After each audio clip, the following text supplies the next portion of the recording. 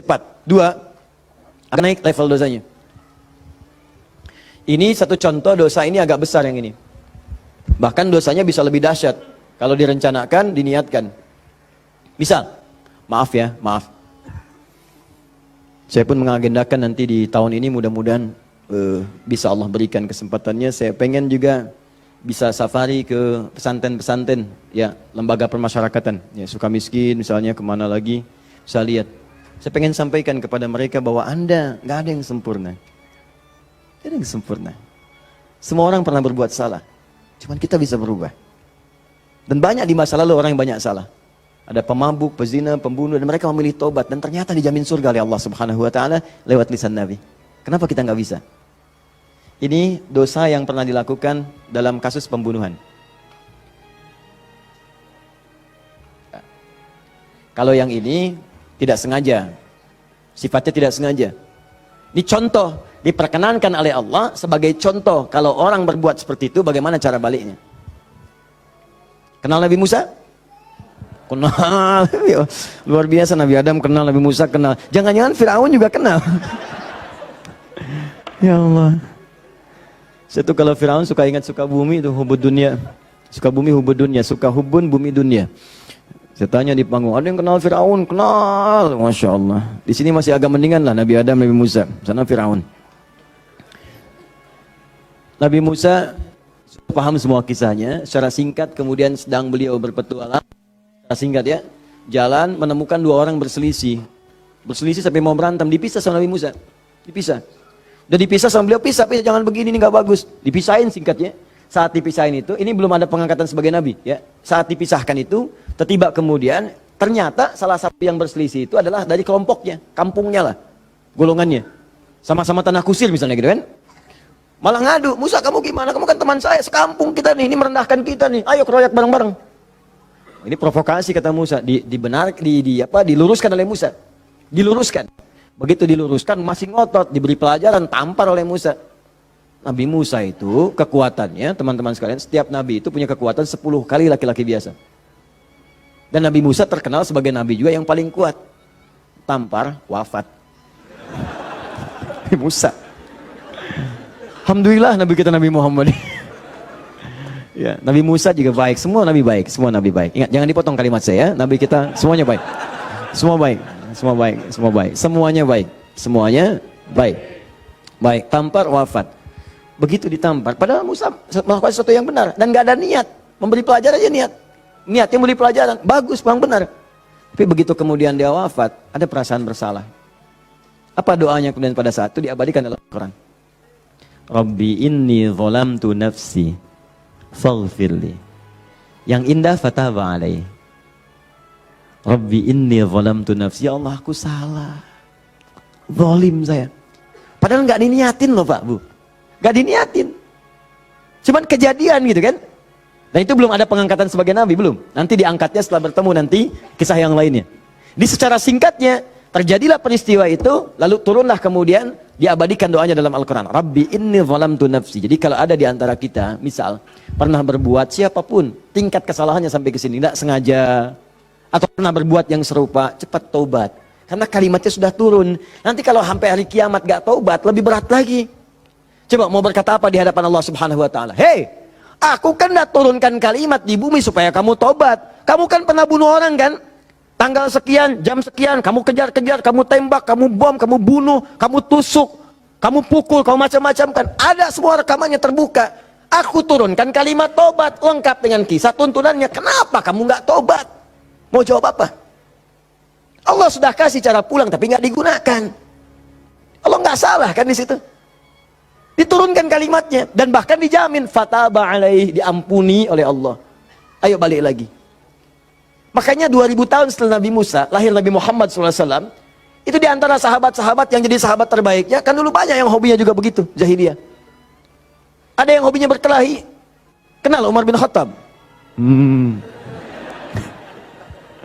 Umar bin Khattab radhiyallahu ta'ala anhu luar biasa, tegas, kekar, wah senang duel sebelum masuk Islam. Siapa yang berani dengan saya? Ayo naik ke bukit itu, Jabal Qubais ditunjuk, bukit paling favorit. Naik ke sana, yang sekarang ada istana raja di situ. Ya di samping Zam-Zam itu. Naik.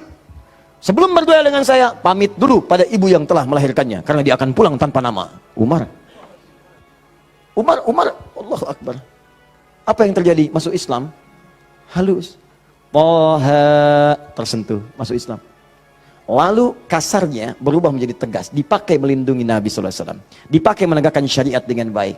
Kehalusannya muncul. Sampai datang, tengok orang jadi khalifah, perhatikan orang. Luar biasa. Tegasnya muncul. Ya, waktu Abdullah bin Ubay bin Salul itu, seorang munafik, kalau sholat di belakang Nabi, saf paling depan. Tapi begitu bubar, provokator paling pertama Abdullah bin Ubay bin Salul. Begitu keluar, Muhammad nih SAW. Mecah belah kita aja. Datang ke sini pengen jadi pemimpin. Dia punya masjid ini, kita bikin masjid yang lain. Bikin dirar. Selalu dipecah. Orang dah siap-siap perang Uhud, di pertengahan jalan, diprovokasi. Balik aja balik. Pasukan musuh lebih kuat. Ayo balik-balik. Sepertiga berputar desersi. Anda bayangkan?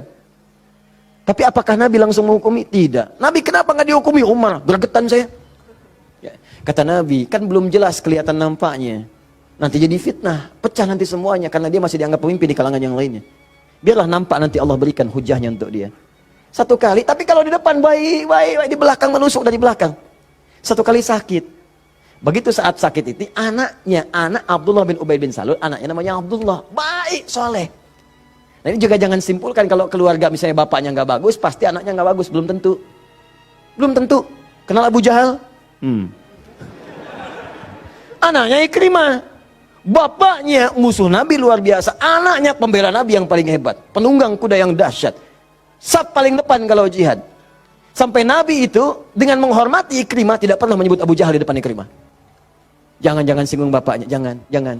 Supaya anak ini dalam ketenangan. Abdullah bin Ubay bin Salul anaknya taat, namanya Abdullah juga. Sakit bapaknya datang kepada Nabi. Ya Rasulullah, bapak sakit, kata Nabi, berikan ini, kasih air, berangkat pulang sana. Katakan dari Nabi. Datang senang pulang. Ya abadi papa ini dari Nabi. Apa sih Muhammad? Lempar. Habis. Sampai sekarat disampaikan, datanglah Nabi ke rumahnya. Tapi nanti saat turun surat Taubah itu untuk dilarang menyolatkan. Begitu datang ke tempatnya, apa yang dikatakan? Manjanya luar biasa.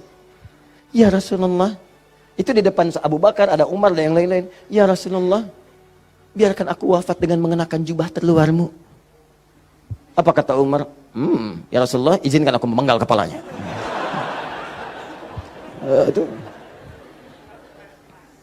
Cuman jubah aja kok, pakai. Dia meninggal. Itu Abdullah bin Ubay bin Salul. Hidupnya begitu meresahkan, wafatnya begitu kolokan. Ya. Tapi habis. Nah, jadi yang pertama itu, coba, udahlah, banyak yang tobat. Umar jadi bagus, tukang begal, Jundub bin Junadah, wah, sekampung begal tobat, jadi dai, sekampung jadi soleh semua. Saking dahsyatnya, kampung itu dikenal di kemudian hari, namanya Ghifar. Sampai dikenal dengan Abu Dzar al-Ghifari, sampai Al-Imam An-Nawawi mengutip hadisnya, di Al-Arba'in itu nomor hadis 18. Ya, Jundub bin Junadah.